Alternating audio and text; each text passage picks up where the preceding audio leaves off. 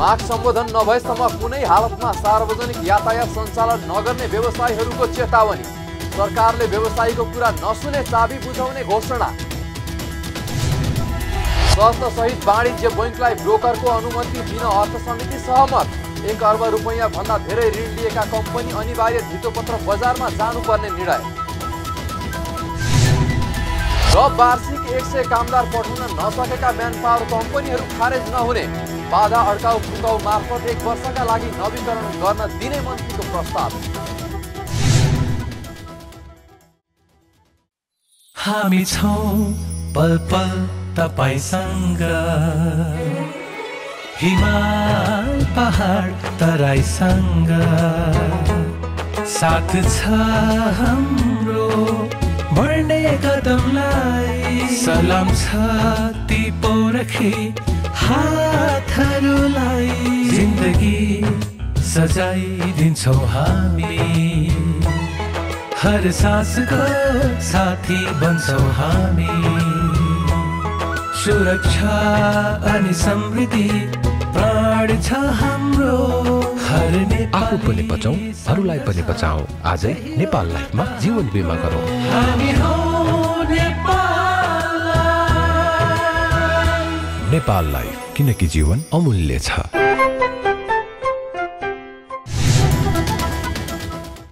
नमस्कार, कारोबार समाचारमा स्वागत छ। अब समाचार विस्तारमा। सरकारले स्वास्थ्य सम्बन्धी प्रोटोकलको पालना गर्दै सार्वजनिक यातायात सञ्चालन गर्न दिने निर्णय गरे पनि व्यवसायीले कुनै हालतमा नचलाउने बताएका छन्। यातायात व्यवसायीहरूले 5 बुँदे माग प्रस्तुत गर्दै यथास्थितिमा यातायात सञ्चालन गर्न नसकिने स्पष्ट पारेका हुन्। सरकारले शुक्रबार छोटो दूरीमा सार्वजनिक सवारी साधन सञ्चालन गर्न दिने निर्णय गरेको छ। सार्वजनिक सवारीमा लगाएको 108 दिनसम्मको प्रतिबन्ध खुला गर्दै सरकारले तत्कालका लागि छोटो दूरीमा सार्वजनिक सवारी साधन सञ्चालन गर्न पाउने गरी अनुमति दिएको हो।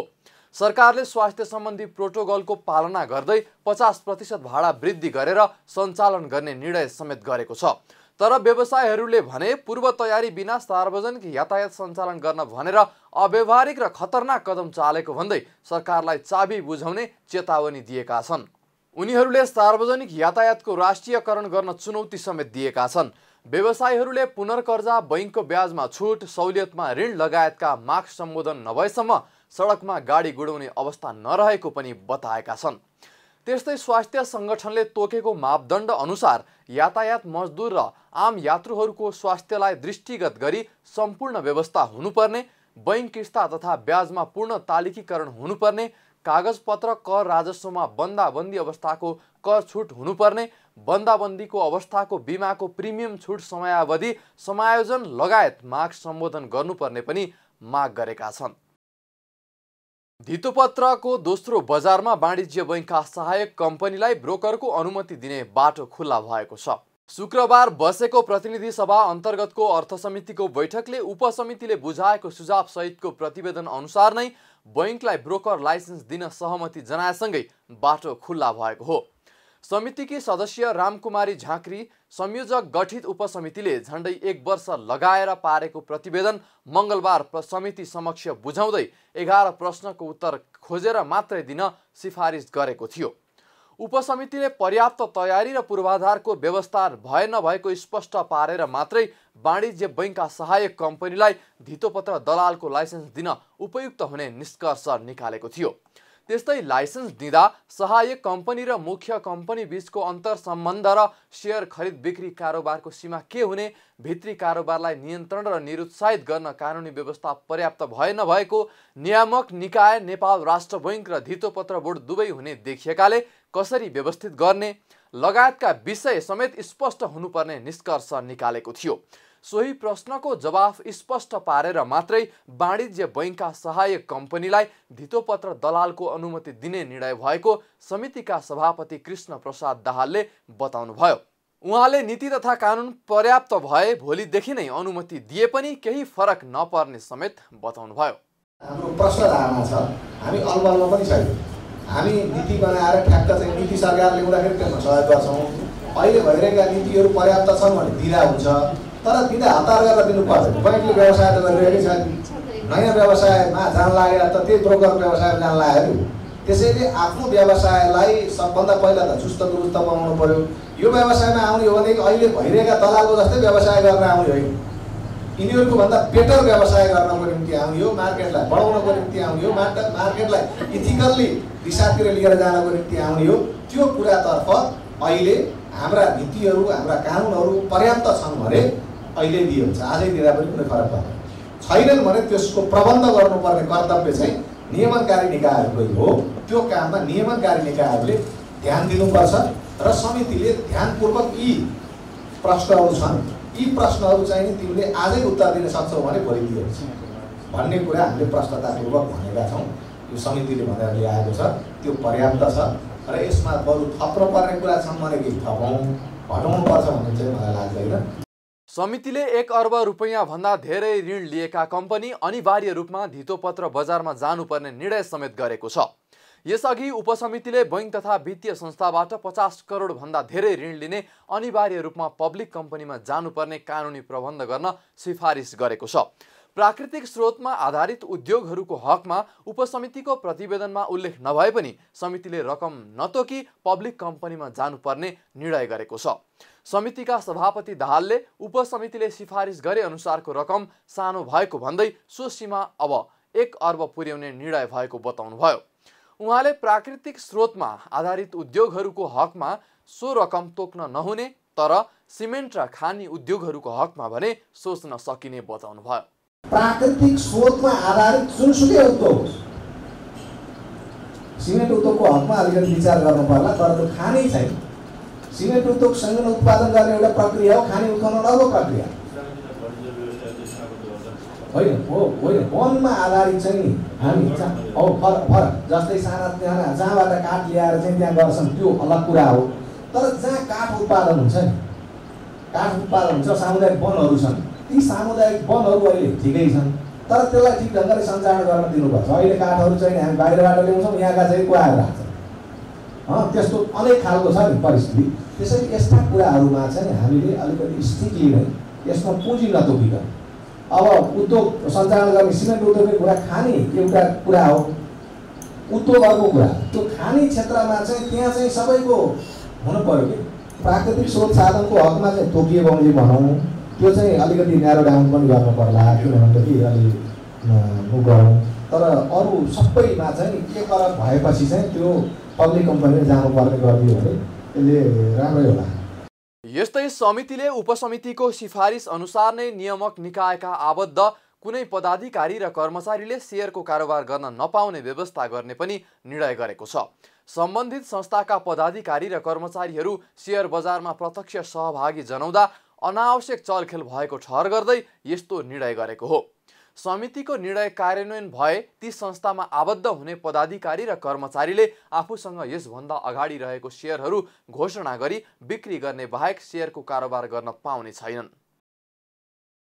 सरकारले विश्व बैंक र एसियाली विकास बैंकबाट विभिन्न आयोजनाका लागि करिब 78 अर्ब रुपैयाँ बराबरको सहायता लिन स्वीकृति प्रदान गरेको छ। मन्त्री परिषदको गत असार 12 गते बसेको बैठकले विश्व बैंकबाट 72 अर्ब रुपैयाँ र एसियाली विकास बैंकबाट 5 अर्ब 98 करोड रुपैयाँ गरी 77 अर्ब 98 करोड बराबरको सहायता लिन स्वीकृति प्रदान गरेको छ।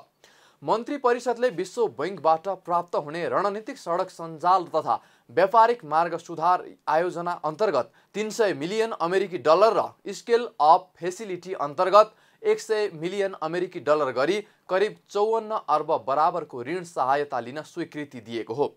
सो रकम नागढुङ्गा नौबिसे मुगलिन तथा कमला ढल्केवर पथलैया सडक खण्डको सुधार, अन्तर्देशीय व्यापार दक्षतामा सुधार एवं रणनीतिक सडक सञ्जाल व्यवस्थापनको क्षमता विस्तारमा खर्च हुनेछ। यस्तै विश्व बैंकबाट शहरी शासकीय सुधार तथा पूर्वाधार आयोजनाका लागि बैंकको समूहको अन्तर्राष्ट्रिय विकास संस्थाबाट प्राप्त हुन आउने 15 करोड अमेरिकी डलर अर्थात् करिब 18 अर्ब बराबरको ऋण सहायता लिन स्वीकृति पनि दिएको छ। यो रकम शहरको दिगो र सुरक्षित पूर्वाधारको विकास गरी सेवा प्रवाहलाई गुणस्तरीय एवं भरपर्दो बनाउन खर्च हुने सरकारका प्रवक्ता एवं अर्थ सूचना तथा सञ्चार प्रविधि मन्त्री डाक्टर युवराज खतिवडाले जानकारी दिनुभयो।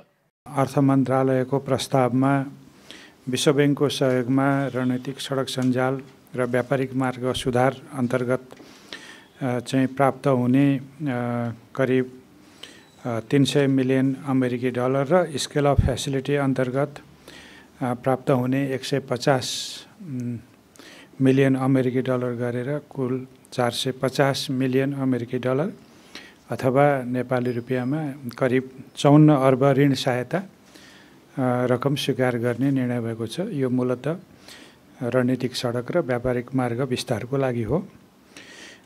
दोस्रो, अर्थ मन्त्रालयकै प्रस्तावमा शहरी क्षेत्रको शासकीय सुधार र पूर्वाधार आयोजनाहरूको दिगो विकास गर्नको लागि विश्व बैंक समूहको अन्तर्राष्ट्रिय विकास संस्थाबाट प्रस्तावित 15 करोड अमेरिकी डलर, यो रु 18 अर्ब जति हुन्छ, त्यो सहुलियतपूर्ण ऋण सहायता स्वीकार गर्ने वार्ता टोली गठन गर्ने। यो स्रोतबाट मुलुकका 29वटा नगरपालिकाहरूको चाहिँ पूर्वाधार र शासकीय क्षमता निर्माणको काम अघि बढ्छ। मन्त्री परिषदको बैठकले नागरिक उड्डयन क्षेत्रको विकासका लागि एसियाली विकास बैंकबाट प्राप्त हुन आउने करिब 5 अर्ब 98 करोड रुपैयाँ सहायता लिन स्वीकृति प्रदान पनि गरेको छ। मन्त्री परिषदले स्वीकृति दिएसँगै अर्थ मन्त्रालयलाई सहायता लिने सम्बन्धी सम्झौतामा हस्ताक्षर गर्ने बाटो खुलेको छ। लगातार 2 आर्थिक वर्षमा 100 कामदार पठाउन नसकेका म्यानपावर कम्पनीहरू खारेज नहुने भएका छन्। सरकारले बाधा अड्काउ फुकाउ मार्फत त्यस्ता म्यानपावर कम्पनीहरूलाई नवीकरण गर्ने व्यवस्था गर्न लागेको हो। शुक्रबार उद्योग तथा वाणिज्य र श्रम तथा उपभोक्ता हित समितिको बैठकमा श्रम, रोजगार तथा सामाजिक सुरक्षा मन्त्री रामेश्वर राय यादवले बाधा अड्काउ फुकाउ मार्फत 1 वर्षका लागि सबै म्यानपावर कम्पनीको नवीकरण गर्ने व्यवस्था गर्न लागि बताउनुभयो। उहाँले सो प्रस्ताव मन्त्री परिषदमा पेश भइसकेको समेत बताउनुभयो। वैदेशिक रोजगार ऐनमा 100 जना पनि कामदार पठाउन नसकेको कम्पनीको इजाजत पत्र रद्द हुने व्यवस्था छ। सोही ऐन अनुसार चालू आर्थिक वर्षको असार मसान्तभित्र पछिल्लो 2 आर्थिक वर्षमा प्रत्येक वर्ष कम्तीमा 100 जना कामदार वैदेशिक रोजगारीमा पठाएको प्रमाणित हुने कागजात पेश गरे मात्रै नवीकरण गर्नुपर्ने हुन्छ। तर 16 महिनासम्म मलेसिया रोकिएको, त्यसपछि लगत्तै कोरोना भाइरसको असरले 5 महिनादेखि कामदार पठाउन बन्द गर्नु परेको लगायतका कारणले 1 वर्षका लागि छुट दिनुपर्ने व्यवसायीहरूले माग राखेका थिए। मन्त्री यादवले कानुनमा न्यूनतम 100 जना कामदार पठाए मात्र नवीकरण हुने व्यवस्था रहेको र अहिलेको परिस्थितिमा कानुन संशोधन गर्ने अवस्था नरहेको कारण कानुन मन्त्रालयको सल्लाह बमोजिम बाधा अड्काउ फुकाउबाट नवीकरण गर्ने गरी प्रस्ताव मन्त्री परिषदमा पेश गरेको बताउनुभयो। बीचको बाटोमा हामी जाउँ भनेर एउटा सहमति भएको र बीचको बाटो के हुन सक्छ भने बाधा अड्काउ फुकाउमा जाउँ। त्यो दफा 82 ले जुन बाधा अड्काउ फुकाउको कुरा गरेछ त्यसमा जाउँ भन्दाखेरि क्याबिनेटमा मैले 2 चोटि प्रस्ताव राखेँ। 2 चोटि प्रस्ताव राख्दाखेरि पनि त्यो विषय अगाडि बढेन। प्रधानमन्त्रीजी व्यक्तिगत रूपमा कुरा गर्दाखेरि होइन यो त कानुन सस्पेन्ड गरेर पनि गर्नुपर्छ भन्नुहुन्थ्यो, तर क्याबिनेटमा औपचारिक रूपमा मैले प्रस्ताव गर्दाखेरि यो कुरा अगाडि बढेन। पछिल्लो चरणमा हाम्रो सचिवज्यूहरू मन्त्री परिषद सचिवालयमा गएर छलफल गर्नुभयो र त्यहाँबाट के भयो भने कानुन मन्त्रालयको सल्लाह लिएर अगाडि बढाउँ, किनभने यो भोलि कानुनको सल्लाह लिएन भने त्यो कार्यान्वयन गर्न कठिन पर्छ। त्यसैले कानुन मन्त्रालयको सल्लाह लिउँ भनेर हामी फेरि फर्केर आउँदाखेरि हाम्रो मन्त्रालयबाट कानुनी सल्लाहको लागि यो अभिमुखीकरण तालिमको लागि पनि र म्यानपावर कम्पनीको लागि पनि यो दुईटै संस्थालाई कानुनी सल्लाह लियो भन्दाखेरि हामी कानुन मन्त्रालयमा पठायौँ र कानुन मन्त्रालयबाट यसको म्यानपावर कम्पनीलाई रिन्यू गर्नको लागि सल्लाह दियो हैन। यो बाधा अड्काउ फुकाउको लागि ओरिएन्टेसनको लागि सल्लाह दिए। ओरिएन्टेसनमा जुन उहाँहरूको राजाजीको छ नि त्यो त्यसमा कानुनले थप्न मिल्दैन भन्ने कुरा आयो। त्यही पनि मैले त्यो विषय पनि क्याबिनेटमा राखिसकेँ र यो विषयहरू फेरि पनि क्याबिनेटमा राख्नुपर्ने विषय नै भएकोले म त्यो जानकारीको लागि यहाँहरूलाई जानकारी दिन्छु। वैदेशिक रोजगार ऐन अनुसार मापदण्ड पुगेका करिब 300 मेनपावर कम्पनी मात्रै नवीकरण भएका छन्। नेपालमा हाल 853 वटा मेनपावर कम्पनीहरू रहेका छन्। यस्तै बैठकमा मन्त्री यादवले वैदेशिक रोजगार बोर्डमा कैलाश खड्कालाई गरिएको मनोनयनको बचाउ समेत गर्नुभएको छ। बैठकमा समितिका सदस्यहरूले बोर्डको सदस्य नियुक्त गर्दा चलखेल भएको आशंका गर्दै मन्त्रीमाथि प्रश्न उठाएका थिए। समितिका सदस्यले उठाएको प्रश्नको जवाफ दिँदै मन्त्री यादवले खड्कालाई अदालतले समेत सफाई दिइसकेको बताउनुभयो। त्यस्तै निवर्तमान मन्त्री वा त्यस बेलाको व्यवस्थापनले समेत विज्ञ समूहमा मनोनित गरेका विज्ञ मध्येलाई नियुक्त गरेको भन्दै आफूले कुनै अपराध नगरेको समेत उहाँले बताउनुभयो। यो आरोप जहाँ पनि लाग्न सक्छ। आरोप लाग्दैमा मान्छे दोषी हुँदैन। आरोप अदालतले प्रमाणित गरिसकेपछि त्यो दोषी ठहरिन है। तर त्यो अदालतले क्लिन चिट दिइसकेपछि त्यसलाई दोषी हामीले भन्न मिल्दैन। र यो मन्त्रालयसँगको लफडामा मन्त्रालयसँगको लफडा उसको रहेछ भन्ने कुरा देखिन्छ। तर त्यो सबै हेर्दाखेरि त्यो मन्त्रालयसँग जतिखेर उहाँको लफडा थियो त्यतिखेर त्यस पश्चात विज्ञको रूपमा त मन्त्रालयमै उहाँको रेकर्डमा छ त छैन, अहिले पनि हो। त्यो विज्ञको रूपमा अदालतले के अरे मन्त्रालयले पहिलेदेखि नै त्यसलाई राखेकोले मैले त्यसलाई विज्ञको रूपमा नियुक्ति गर्दाखेरि त्यो के कौन सा अपराध हुँदैन। रायले हालै मात्र खड्कालाई वैदेशिक रोजगार विज्ञ र हेम गुरुङलाई वैदेशिक रोजगार सम्बन्धी सिपमूलक र अभिमुखीकरण तालिम सञ्चालकको कोटामा मनोनित गरेका थिए। मलेसिया जाने कामदारको स्वास्थ्य परीक्षण गर्न बायोमेट्रिक प्रणाली सञ्चालन गरी ठगी गरेको आरोपमा खड्कामाथि मुद्दा नै चलेको थियो। मुद्दा चलेको व्यक्तिलाई बोर्डको सदस्यमा नियुक्ति दिएको भन्दै मन्त्रीको आलोचना समेत भइरहेको छ। कारोबार समाचारमा अब सुन चाँदी र तरकारीको थोक मूल्य तथा विदेशी विनिमय दर सम्बन्धी जानकारी।